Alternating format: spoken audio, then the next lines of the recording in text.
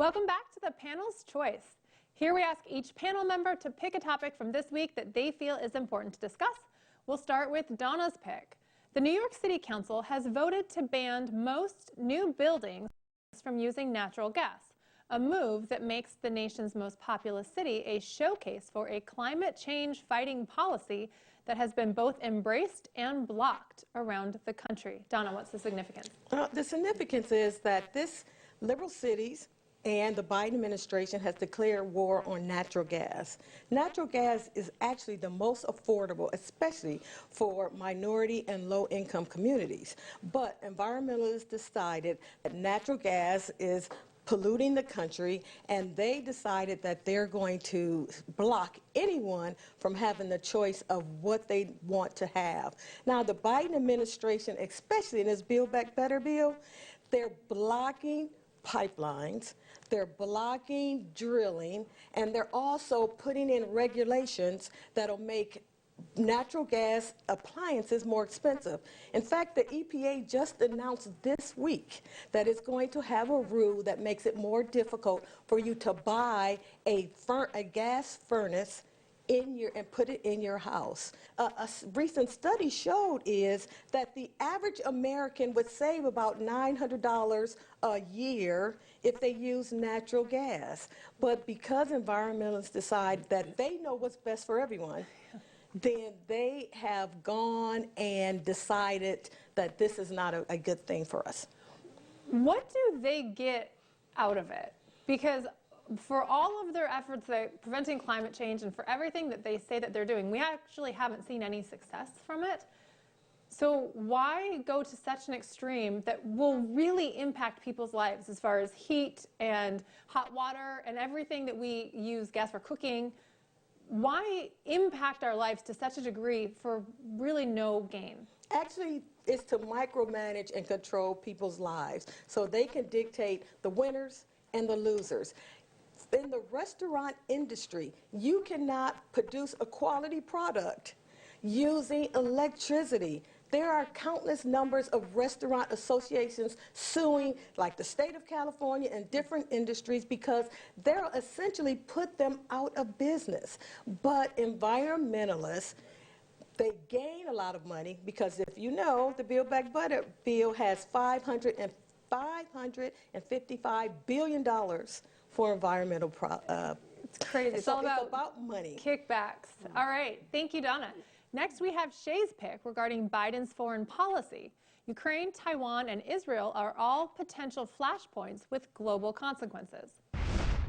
I was traveling in the Middle East last week. World leaders were gathered.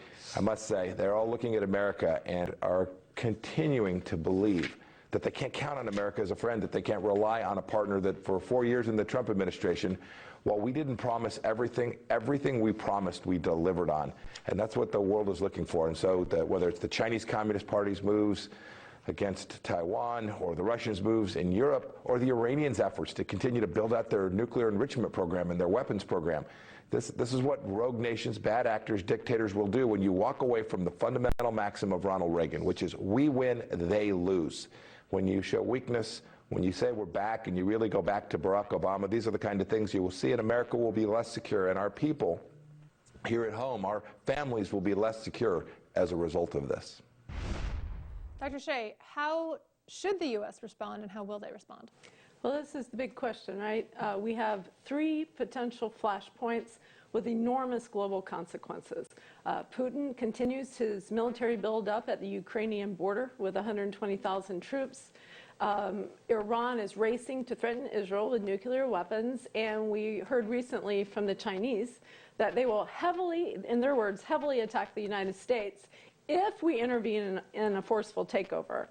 So to your question, what we've seen from the Biden administration, I think, is reflected in what happened in Afghanistan. We abandon our allies, we embolden our enemies, which makes us a laughingstock, and puts our national security here at home at much greater risk. And we see the Biden administration has not taken a position of strength really on any policy, foreign policy, domestic policy, well, domestic policy, I suppose, against the unvaccinated. But other than that, they haven't taken a strong stance to really push back on anybody. Does that embolden China against Taiwan and Russia against Ukraine? It absolutely has. We see that. So a report came out in 2021. China put 1,000 aircraft in Taiwan's military air defense zone. So we've seen that, and that continues to rise. And the thing is, if China forces Taiwan into submission, I think it has the potential to redraw geopolitical lines in that region in a way that probably we haven't seen since the fall of the Berlin Wall. It'll be very interesting to see how it plays out. Thank you so much for the topic. Next is Chanel's pick. The White House issued a press briefing in this holiday season stating, for the unvaccinated, you're looking at a winter of severe illness and death for yourselves, your families, and the hospitals you may soon overwhelm. What a great Christmas message coming from the White House. The audit war room actually had a really funny meme or post that they did about this. Oh, I saw that, yeah. So the meme was, if anyone's watched The Office, Dwight has a coffin that's open. Yeah. The rest of the world says, Merry Christmas. The White House says, just get in the coffin. Get in the coffin. And it truly does feel like that, but it's a marked diversion from the narratives that the White House has pushed when it first came into being. When the Biden White House first walked in, they said, America has come back, and we will kill the virus, we will get rid of the virus, and instead they're saying, no, you know what, the virus is going to kill you, so go ahead and do what we say and get vaccinated. But, you know, all of the people that we have seen catch the Omicron variant in the past couple of weeks here in D.C. seem to have been vaccinated. And I hate to use the word all, but it just seems like all of them who are testing positive are already vaccinated, boosted, what have you. And the White House continues to change the narrative. And in this case, it's just doom and gloom going into the new year. And this also seems to be an attempt, at this point, you know, we're well past a year dealing with COVID and Delta variant, then Omicron variant.